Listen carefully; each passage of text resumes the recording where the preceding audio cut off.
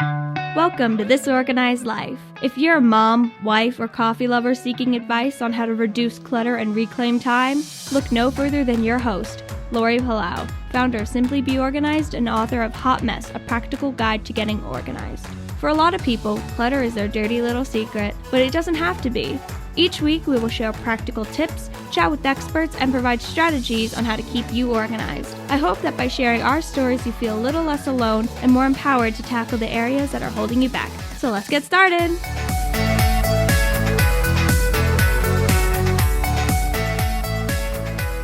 Hi, everybody, and welcome to today's episode of This Organized Life podcast. I'm your host, Lori Palau. I'm really excited about this particular series that we're doing. It is all about thriving with ADHD, and we're going to be interviewing all different people from kind of different approaches, different walks of life, dealing with ADHD, navigating it in different scenarios. If you listened last week, we had my hubby Josh on, and he was talking about his own journey with ADHD and where he struggles. And we were specifically talking about kind of like his workplace stuff. If you haven't listened, after you're done with this, go back and listen to it. And today I'm really excited to bring on a longtime friend of mine and colleague, Christy Lingo. And if you're an OG listener, you've heard Christy on before because she was on like back in the day years ago. And we're actually want to tell her a funny story about that episode. But we're here today to talk about a whole different topic. She's actually pivoted her business, and she's going to tell you a little bit from being a professional organizer to really focusing in on helping specifically like mompreneurs, and her own journey of being diagnosed as an adult with ADHD led to kind of the way that she has pivoted her business. And she's thriving, the business is thriving. And I love this specific niche that she's found for herself because it's so important and it's not talked about and normalized the way it should be. And so I wanted to give her the opportunity to not only shine light on the work that she's doing, but also to just kind of share her story, because I think we all learn from other people's stories and perspective, especially as we're dealing with we're going through this series of navigating life with ADHD and how that affects your world of organization. So without further ado, let me welcome my friend Christy Lingo back to the show.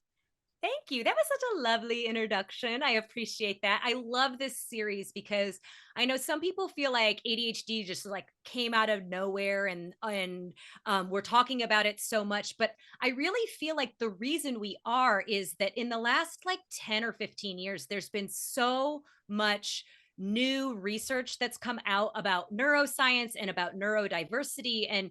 And when I say neurodivergent, that's people with autism, people with OCD, basically this idea that your brain isn't the same. Like we used to think like everybody is the same and this is how our brains operate. And now we're finding out that like, oh, wait, these people need more of this neurotransmitter and these people need more of this. So I think it's really great that you're addressing this, because I think people sometimes think of ADHD as kind of a buzzword.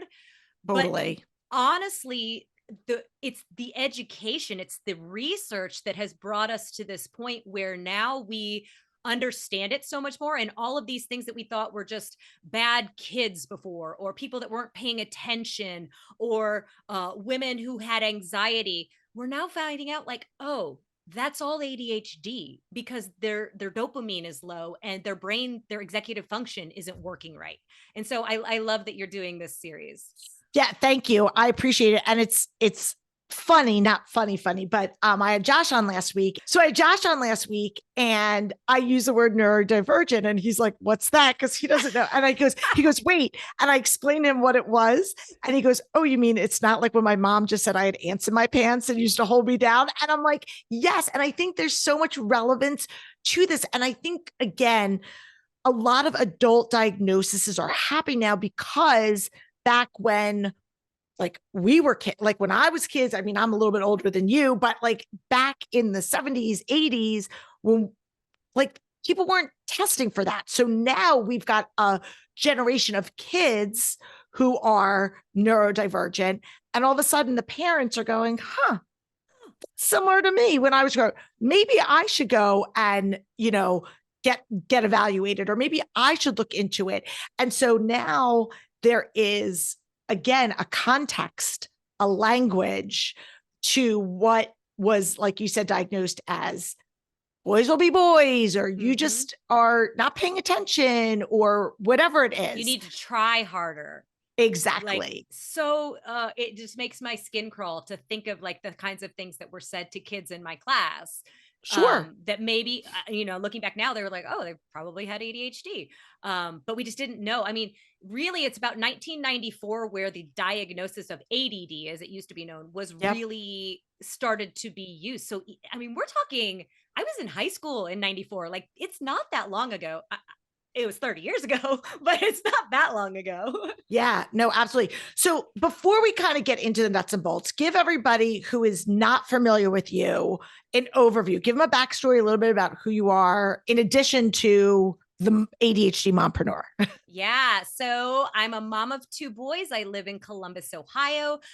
We met because in 2009, I started a professional organizing business. I started it because I wanted to have flexibility in my schedule and be my own boss, because we were trying to have children.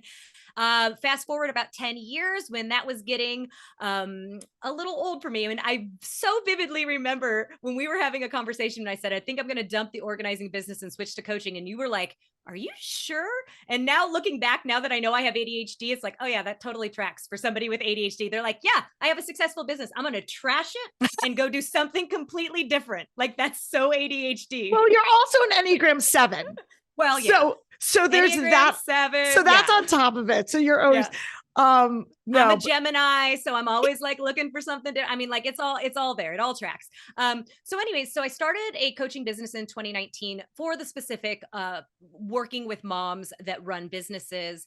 And it's really been my journey through my diagnosis, and we'll get into a little later, my son's diagnosis, that led me to this, because I found that there are ADHD coaches that work with business owners, and there are ADHD coaches that work with moms, but I really wasn't finding somebody that did both. And that mom entrepreneur it's such a unique beast that it's not just, I have a business and I have a family. You have to figure out how they all work together. And then when you throw ADHD in on top of that, there's really a very specific skill set that you need help with. And so that's kind of why I decided to even niche down more in my coaching business. And I will say that, like they say, the riches are in the niches. It's amazing how much traction in this past, it's been about a year now that I've since this pivot that I've made. I think there's a real need out there, and there's a real desire to find this kind of help.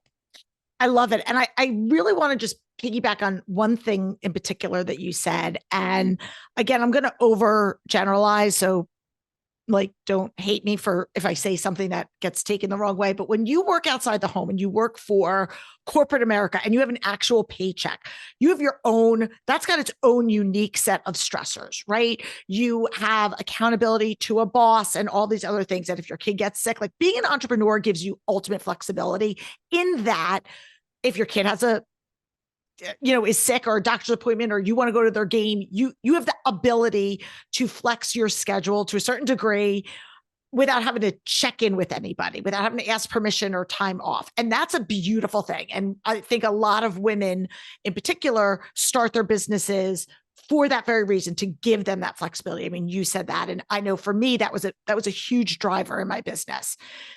On the flip side to that is, as a solo business woman entrepreneur, or men entrepreneur, any entrepreneurs, is if you're not working until you're getting, if you are a small business, you're not making money, and all of the responsibilities fall on you.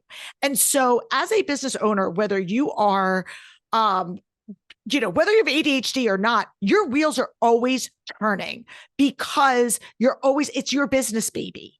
And so when you work for somebody else, not that you don't care about your job, I don't want to say that at all, but there's a safety to a degree that you're going to get a paycheck, that you can walk away temporarily, that I feel like is a very fine line for women in particular who are moms, who are running their own businesses and try to juggle family. And I think that adds a really, really like a layer that we don't always talk about. We talk about working moms, stay-at-home moms, but there's this other in-between layer of the mom entrepreneur that carries another burden.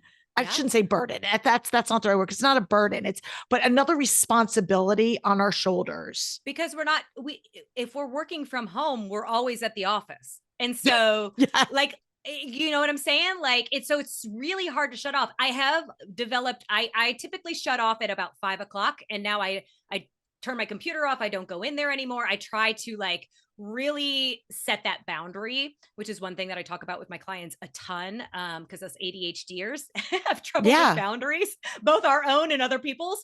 But you know, I think that you really have to have a lot of structure around you, and ADHD isn't the greatest at creating that structure on their own. So they're great at ideas. They're great at big picture thinking. They're great at like being creative and all these kinds of things. It's those minute details. It's the follow through. It's the being consistent. It's the accountability. It's all those things that they really struggle with. It's the boundaries. And so that's where like specifically mom entrepreneurs with ADHD really need some sort of support network to help them, because otherwise they're just going to like one day they're going to work 16 hours and then they're not going to work for 3 weeks. And that's just like how they're going to roll. Yeah, absolutely. And we kind of joke in my house, I call it the ATD, or the lack of ATD, attention to detail. Like Josh and Logan, like I'm very detail oriented, and Josh will do things like, and it could be something like ridiculous, like going to the grocery store and we buy this one particular yogurt and he'll buy the fat-free version of it. And I'm just like, why'd you buy the fat-free? And he's like, oh, I did. Like, cause he just goes almost on autopilot, or like little things that I'm like, oh, that wasn't, and it could be benign. Thankfully, they're not like major things, but I call it the attention to detail, where it just doesn't, he is very big picture and doesn't, the other stuff, it just kind of like goes right by him. But then on the flip side of it, you can find us in a hyper-focus mode where we spend way too much time and get way too detailed on something that does not require us to have that much detail. Well, tune in next week, people, because we bring Logan back on, my daughter, to talk about, and we talk about that because that also is a huge struggle. So it's a balance. Yeah. So you started kind of unpacking it a little bit, but I'm curious because again, we talk about ADHD not being a one size fits all. It looks different in different people. I mean, there's actually different types. It presents differently to different people at different stages in their lives. Give us an idea, a picture of how it shows up in your life. Like, what does it look like to you? Yeah. So I feel like a lot of people focus initially on the negative. So I actually want to start with the positive ways that ADHD impacts my life. Yeah. So I'm super creative. I'm super energetic. I am always the girl. If you want to go out for your birthday, call me. I'm good. Not only will I go out with you, I will plan it. I will bring balloons. That's Enneagram 7 in you. Yes, I don't know if that's it. That's ADHD too, because they tend to be, like creative and energetic and spontaneous and all of that kind of stuff, because we want dopamine. We love dopamine, and fun and new and exciting makes us have dopamine. And that is the thing that actually calms our brain down, are all of those kinds of things. And so that's like kind of like the positive side of me. And again, I have lots of ideas. I have lots of creativity and all that kind of stuff. Now, the flip side is I am incredibly forgetful. In fact, I remember on the way home from swim 10 minutes ago, I just remembered as I started this story, I told my kids to remind me to text a grocery list to my husband when we walked in the door. They did not remember. I did not remember. That list did not get sent. I have like zero working memory. I'm very clumsy. My body is covered in random bruises. I will run into doors that I've lived in this house since 2009. I don't know why. I don't mean to laugh. I don't mean to laugh at you. No, totally do it. I interrupt people in conversations because I get excited to like relate to them. I talk very, very loudly when I'm in like a very small space or when I'm in a big space, but I always am talking really loudly. And one thing that I really struggle with in particular is time blindness. So this term refers to this idea of because timeliness, or like time sensitivity, is an executive function that many ADHDers struggle with, we kind of lose track of time. So going back to this idea of hyper focus and things like that, I can spend 2 hours on a Canva post and not even realize that 2 hours have gone. So and that's a really big struggle for me. And when we talk a little later about some tips, I have a tip that I'll give you. Yeah, good. I absolutely want to talk about that, because I think, again, and just, in a real kind of layman's terms, explain about executive function, because it's something that is Yeah. a huge driver in the world of organization. And just talk a little bit about what that is in case anybody's unfamiliar with that term. Yeah. Okay. So the part of your brain, I'm going to get a little sciencey, but I'll try to keep it like Okay. the prefrontal cortex in your brain controls what's called executive function. And the neurotransmitter, which is sort of like the juice that gets your brain going, that runs your executive function, is primarily dopamine. So what happens when you have ADHD is you have lower levels of dopamine in your bodies. And in some instances, your prefrontal cortex is actually smaller. So that's the center that it's gonna, your executive function is going to be things like time management, organization, motivation, impulsivity. I'm trying to think of something, but you get the picture of the idea of, and so you don't have enough of the neurotransmitter that's telling you like, don't spend $30,000 on your credit card. Hey, it's time for you to stop doing what you're doing right now and switch to this other task. Oh, task initiation is another thing. So like, you have to do something, but you don't feel like doing it. Somebody without ADHD will be like, but I need to do it, so I'm going to do it. Somebody with ADHD will be like, do I need to do it? Maybe I can do it tomorrow. Can I do it next week? And they're like always making excuses of why they don't want to do it. And that's why a lot of times people with ADHD tend to be chronic procrastinators, because when you wait to the last minute and you're stressed out and you're really anxious, guess what kicks in? Dopamine. And so that's why so many, like in college, you'll notice a lot of people with ADHD will wait to the last minute to write that paper. Well, the reason they've done that is because now their dopamine's kicking in, and that allows them to focus and follow through and stay on track and stay motivated. And so I hope that kind of gives you a little bit of No, an idea of what it's like. I mean, it's very big, it's very vast. We could probably do an entire episode just yeah. about like what executive function is, but I think that gives you kind of a general idea. So, and for anybody that's out there, it's like, oh my gosh, like that's me, this is me. So I guess I have several questions on my brain is being a little ADHD right now, all over the place. First of all, do you feel it's important? And I guess this is just your opinion. This is not a clinical opinion, but like you went out and got an official diagnosis. Okay. And I think there's people out there who have gone through their life, and now they're in their 30s, 20s, 30s, 40s, maybe even 50s. And they're like, I've never had an official diagnosis, but this sounds like me and I've struggled. And maybe they found coping strategies to navigate to get them that far. What prompted you to go and actually get a clinical diagnosis? And do you feel like that's necessary, or can you just employ those strategies? And I know everybody's going to be different, but I'm just wondering kind of from your own perspective. Sure. So way back when I was starting my organizing business, I actually had two clients that had told me upfront that they were ADHD. And in an effort to understand them better and not give them bad advice or something that would go against like how they operate, I joined the Institute for Challenging Disorganization, which is a study group that follows things like people with ADHD, people with OCD. And I earned several certificates in working with ADHD populations in order for me to better serve these clients that I had. But while I'm going through these classes, just like you just said, like, oh, that sounds a lot like me, and that sounds a lot like me. But I think because I had a mom who may have recognized without understanding what it was or what it was called, kind of gave me coping strategies from a very young age, things like staying organized and using a calendar and all those kinds of things. I didn't feel like I was flailing. Therefore, I didn't feel like I needed a diagnosis. So then fast forward to November or October of 2021, I was diagnosed with breast cancer. And that kind of like jarring diagnosis really caused me to take a look at all of the aspects of my life and think, as I'm going through it, like, where do I need to treat myself better? And mental health was one of those things that kept coming up in my mind. And this idea that in the back of my head, I'd always thought, I should go get an ADHD diagnosis. I just want to know for sure. And then the final kind of straw was my son was struggling at school. We had a conference. The teacher said, he's not a bad kid. He's not disruptive. I can tell he's having trouble. And the teacher did this. He's having trouble organizing his thoughts. And I was like, oh, I know exactly what he's talking about. And so we got a diagnosis for him.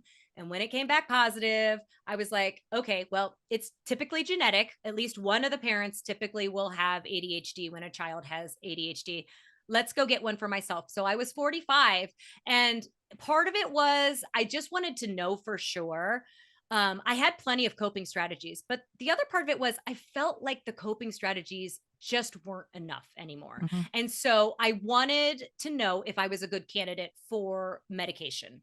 And that's not that that's the only reason you should seek a diagnosis, but for me, I felt like I had kind of topped off on the coping strategies that I was using, the structure that I had created, the calendars, the organization, all of that kind of stuff. It wasn't enough. And I was feeling a lot of anxiety. And when I walked into the therapist's office to get the diagnosis, I was like, all right, here's the deal. Either I have anxiety or I have ADHD. Let's figure it out. Or maybe, and not you, but a lot of times they go hand in hand. But yeah. And I just, for any of our listeners out there, it's going through the test is it's lengthy and it's expensive. It's not like you're going in for a blood test. And a lot of times, and I don't know, I'm hoping that more insurance companies eventually cover it, and maybe some do, but I know back when I had Logan evaluated, like this was out of pocket expenses. This is a lot of time, testing, evaluations that you're doing. And it is not just it's not just the amount of time that you're spending. It's not a quick one and done, but it's also, it can be cost prohibitive. So again, I want to be able to have these strategies out there. So if somebody is struggling and maybe they're like, I can't afford to spend $2,000 or $5,000 or whatever it costs, depending on the types of evaluations you're getting, maybe you can at least start to try some of these things to at least test the waters and see, are any of these things working for you? 100%. And, I will say, so ours was covered by insurance. So that's nice, that's awesome. I'm glad to hear that. Both of us were covered. And I will say that when I got the bill, when it listed it out, it was $399 if I hadn't had to pay for insurance. So hopefully that means that's good to know. I think too, with the advent of like online therapy, I don't know if they can do diagnosis on stuff, but I feel like there is a lot more access to these kinds of things now. Again, because we're learning more, because we're knowing more, because we're more educated, there's more access to it. And so it's not as niche as it used to be. Whereas I don't know how long ago your daughter was it was, I mean, she had gone through a couple of different rounds, but I mean, her original round was probably 10 years ago. Yeah. And then maybe even a little bit more than that, 12 years ago. And then she went for another additional kind of like what's working, what's not working, probably 7 years. You know what I mean? It was probably like 5 years after that. So again, it's like TVs. Remember we used to spend like $1 million on TV? Like $2,000, so I'm so happy. Well, I'm happy that it's accessible because that was one of my big things when I had her evaluated. Like we were fortunate enough that we were in a position, we knew we were referred to like a neuropsychologist who specialized in children and did all these evaluations. But I mean, there are people that don't have the means to be able to do that. And I was like, oh my gosh, like you talk about, No Child Left Behind. And there's so many people that are struggling because they don't have the right tools. Yeah. And I will say, so check with your like local or county health department. They might have some resources where they can send you if you don't have health insurance, or you don't have great health insurance that covers like mental health type stuff. There are lots of resources on like YouTube and places like that where you can start to kind of get the ball rolling, or find out like, get some coping strategies in place before you would get an official diagnosis. And then one other thing I want to add, that if you do get a diagnosis and decide to get medication, another thought you might want to keep is you do have to go in every 3 months for what they call med checks, because drugs that prescriptions, I shouldn't say drugs.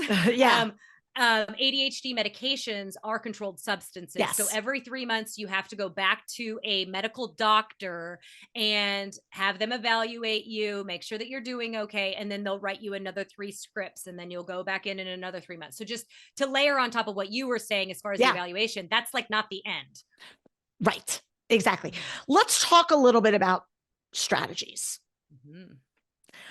What are some of the strategies that, and again, there's probably different scenarios of different types of strategies. And again, some people tend to struggle. And one of the things that we're going to talk about is like, especially since you are a professional organizer, I would assume, but I don't want to, that you don't struggle a lot with physical clutter, but maybe it's more of the time management. So you're going to apply different strategies based on where you're struggling, but maybe talk about some of the things that have worked and maybe some of the things that even haven't worked. Yeah. So for me, as I said before, my working memory pretty much does not exist. So I write everything down, and I, for the most part, physically write it. And this is something that I discussed with my therapist, because the kinesthetic motion of making the letters on the piece of paper helps to cement it in my mind better than like typing it out. Do I type? Yes. Do I make voice notes? Yes. Any way that you can get the thought that is in your brain into some sort of external source that you can refer to later is going to be helpful for you.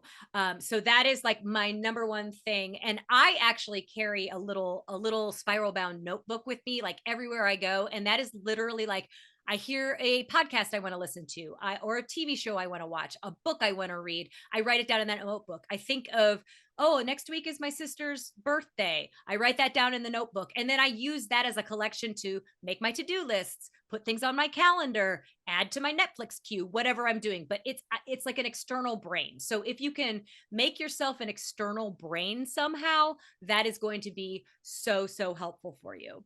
And then again, so forgetfulness and time blindness are probably my two biggest symptoms that I struggle with. I set timers and alarms all day long. Just this morning, as we're getting ready to go to swim team, we need to leave the house at 7:40. I set an alarm for 7:30 so I could tell my kid that was sitting at the table still that he needed to go get his bathing suit on. I set an alarm for 7:35 so I could make sure that we are like getting close to the idea that we're leaving the house. This is Logan. This is Logan. Yeah. I'm not even joking. She's home from college, and it's like she has to be at work at noon. At like 9:30, I hear an alarm, and then at 9:40, I hear an alarm, and then at 9:40, but she's doing it. She's navigating her life independently. And here is the thing, like, if you have ADHD, there is no working it away. It is not going away. What you are better off to do is develop strategies to help you cope. This world is not made for you. It was not designed for people with our brains. Therefore, if we are going to thrive in it, we need to develop these coping mechanisms. And so, because yes, I would love a world where we can just be what we want and be late all the time and not have to worry about time and all that kind of stuff. Like, it doesn't exist. Like, we do have to follow at least some of the rules that have been set for us. So honestly, my entire house, I can't say her name because there's one sitting right next to my computer here, but we have Alexas all over our house. It did light up when I said that, even as quiet as I did.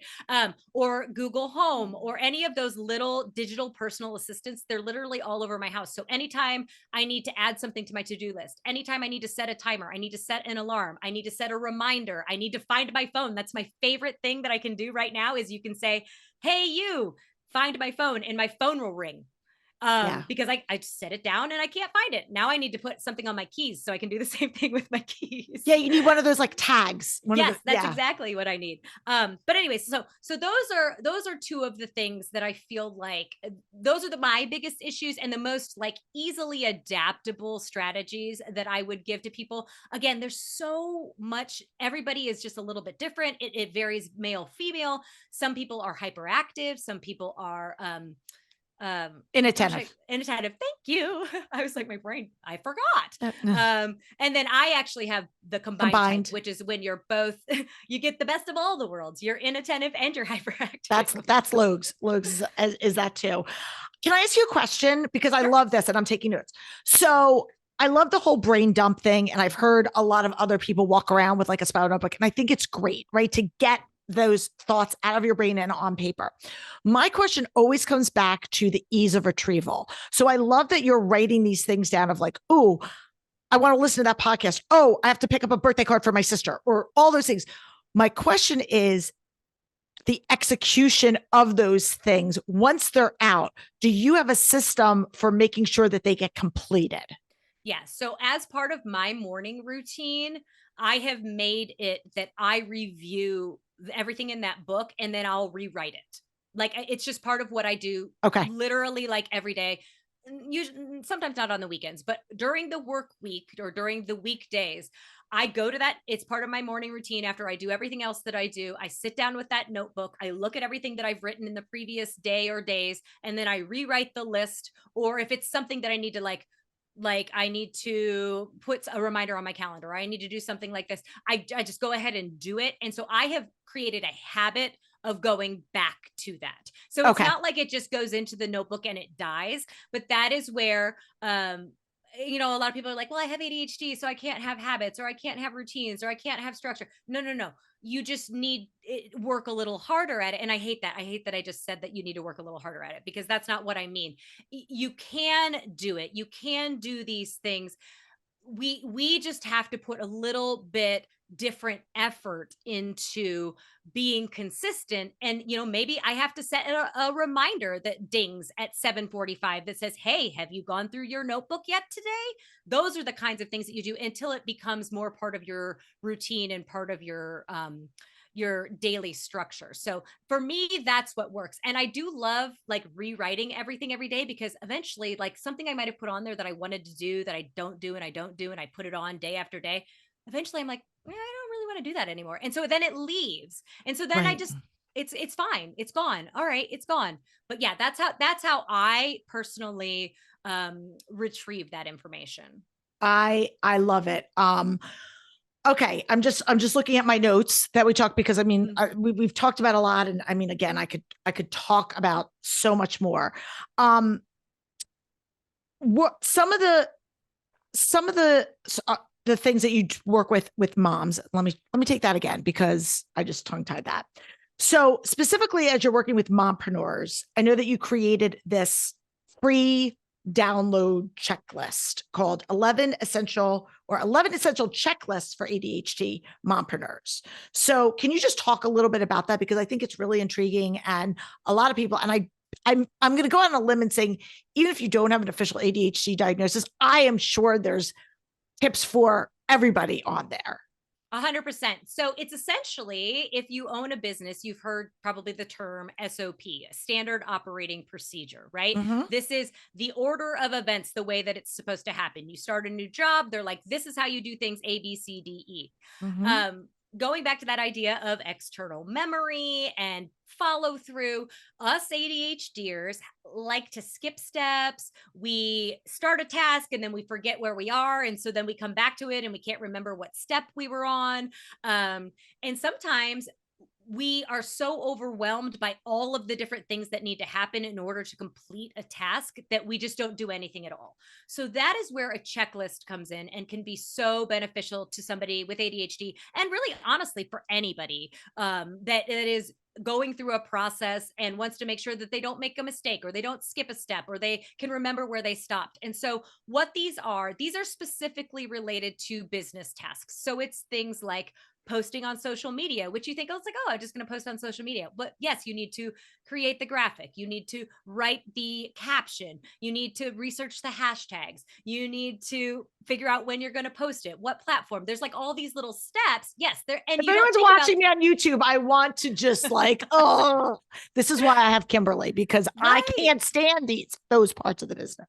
But Right. And so I have everything from like, I actually even have like steps to prepare for a coaching call, steps to prep for your week. And what I've done is I've created them for you. You can print them and just run with them. But I also send you a link to an editable Canva document. So if what I've done doesn't exactly mesh with what you do, you can either create a new checklist or go in and edit the ones that I've made to work better for you. And so these are all business related. And then if you do sign up for that, there's a little like bump offer at the end where you can get home and family checklists that deal with things like kids activities and getting out the door in the morning for school and going to bed at night, or like getting your taxes stuff all put together. So I am all about checklists. If you walked in my house right now, I can think of at least 7 that there are posted all over my house.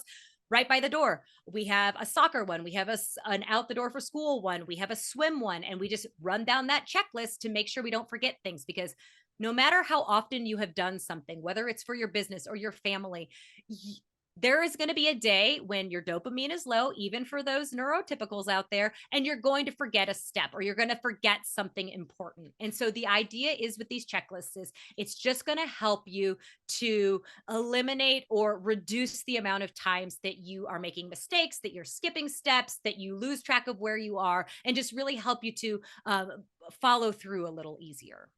I love it. I love all of it. And I think it's so important. And when you were before, when you were talking and you said, you hated saying the word try harder, I used to say to Logan all the time, like, listen, just like some people are just born where they're not, someone could sit down and by ear play the piano. And somebody else has to practice, practice, practice, practice. Or you could apply the same with athletics. Someone just naturally very athletic and they can just be really talented at something. And somebody else has to just really work hard.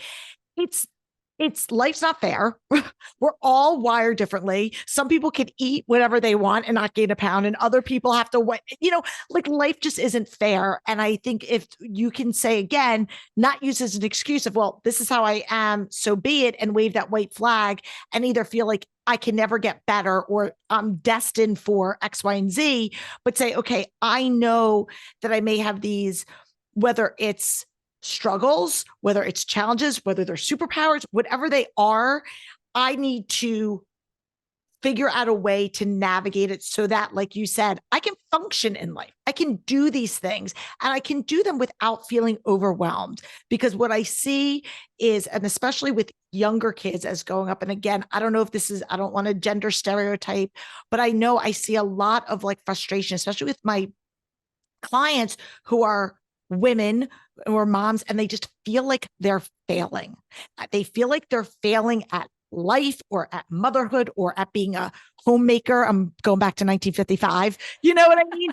But they just feel like I'm failing. And I'm like, oh my gosh, I just want to remove that feeling of like self-shame and recognize that we are all wired differently with all different gifts. And sometimes we need other tools than what's just God gave us, Well, and a lot of times women present more often in the inattentive type, which is something that's not going to show up outwardly, but we've got a lot of mess going on in our head, Sure. a lot of anxiety. We've got a lot of like, they say, well, you did so good in school. How could you have ADHD? But that's because you exhaust yourself to the point of probably making yourself sick or having extreme anxiety because you're trying so hard to fit into this mold that you feel like you should be, this should, because this is what society has told you that you're supposed to be as a mom, as somebody who is working, all of these different things. And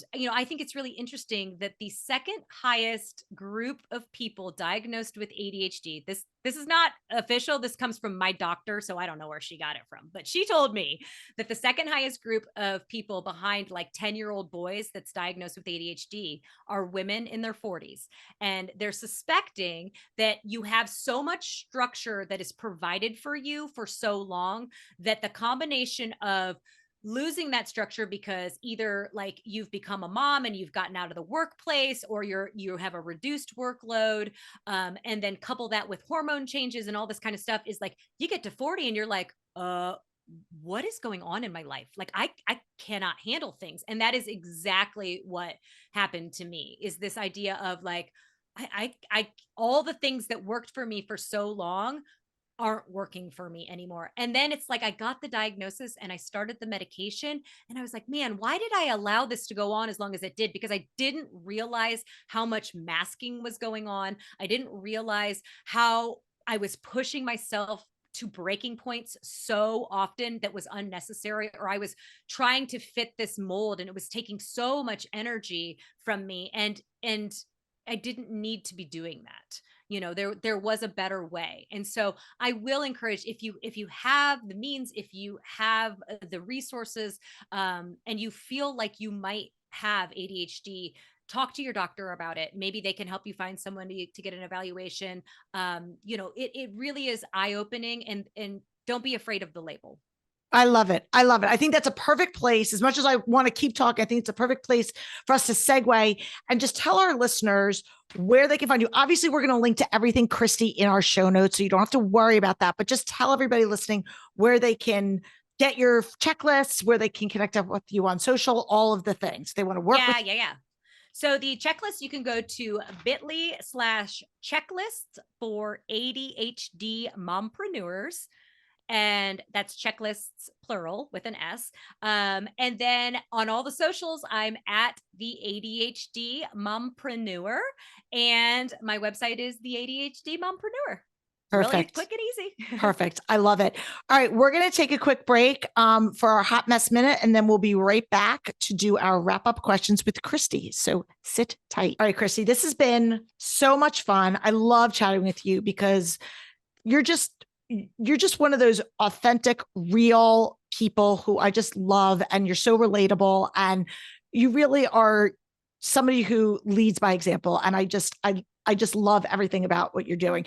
And I didn't tell our quick story, but when you were on our show 100 years ago, I don't know if you remember this. Well, there's two things really quick. So first of all, you were the one, we were doing an episode about meal planning, and we were talking about the Instant Pot. Oh, yeah. Do you remember this? And yeah. to this day, call it the like Instagram, the Instapot. And you're like, it's Instant Pot. And I'm like, no, it's not. It's the Instapot.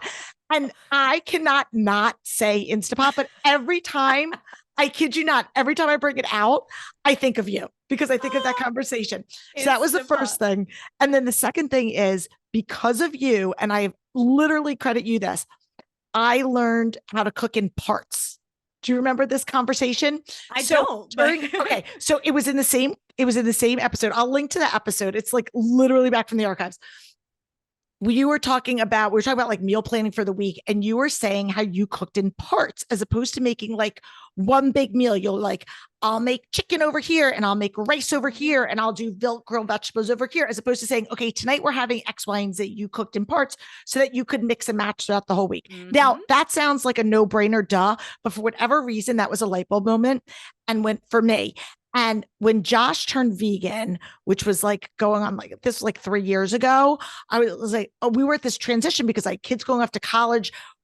I had a vegan. I was still eating like animal protein. And I was like, how am I going to, I can't just like cook a meal for everybody. Like it was hard. So I'm like, I'm going to start cooking in parts. So that's what we do. And I'll just like pull something aside if I want to not add it. And that, because people will ask me all the time, is it annoying to have Josh be vegan and me not? And are you cooking multiple things? And I go, I don't. There is always that one extra, like maybe he'll have tofu and I'll have chicken or something like that, or he'll have the fake chicken meat. But the rest of our meals are all the same because I cook in parts. And then if I want to add like, feta cheese or something else to like, I'll sprinkle that on after, but it has completely simplified and streamlined it. And I credit you. So thank you. I'm so happy to hear that. I love that. Yeah. No, I still do that. Like I'll do like a big batch of oatmeal. We just did this because we have swim team. We have to be at the pool at god awful early in the morning. So I did a big batch of oatmeal at the beginning of the week. And then throughout the week, I'll be like, okay, so today we're going to mix oatmeal with this, this, and this. And then tomorrow I'm going to do it up like this. And then, so it's just like, it's not necessarily always like 7 different pieces, but it's like that idea of making one big thing and then dressing it up different ways so that you don't have to cook every single day. Yep. I love it. So anyway, I just wanted to put that out there. So, okay. So our wrap up questions. I don't know if we did this the last time you were here, but we've been asking for a while now. Is there a book that you were either currently reading or maybe a book that's been like transformational for you that you want to share with our listeners? Because we're always looking for good finds. And by we, I mean me. Well, I will say in the vein and the spirit of today's episode, I wanted to share the book that I have read that I felt like is the best resource for ADHD.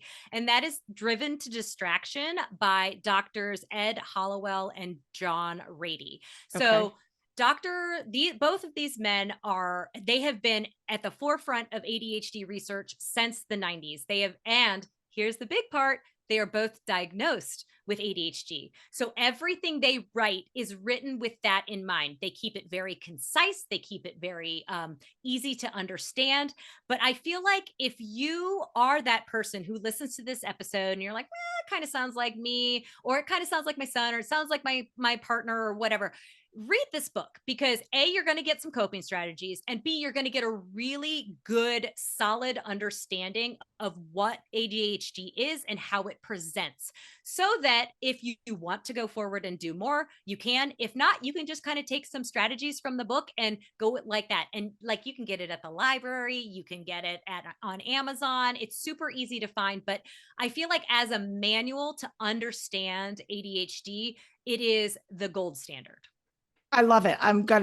Not only am I going to link to it, but I'm going to buy it, because I think it's great for me to always be learning about new, just getting insight from other experts. And then, of course, our final two questions that we ask every guest: in this particular season of your life, where do you feel like the biggest hot mess, and where do you feel the most organized? So I giggled when I saw this question, because I literally used the words hot mess to my husband last night discussing our summer schedule. So my boys finished school last week. They started swim team this week. And I'm trying to figure out that flow of like, how do I fit my coaching clients in? Like, I tried to do a coaching call at the pool on Tuesday. Was a disaster. So it's like, today I like dropped them off. Then I came home and did the coaching call. Then I went back to the pool to pick up the kids. Then I came here and did the interview. And it's just like, we haven't found our flow yet. And I sit down at like 5 o'clock in the afternoon and I'm completely exhausted. And we are 4 days into summer break. So something has got to give. I've got to figure it out. But I feel completely like all I'm doing is running around like a chicken with my head cut off right now. So that's where I am struggling. But where I feel like I am really finding I am in a great rhythm is my morning routine. I start with myself every day.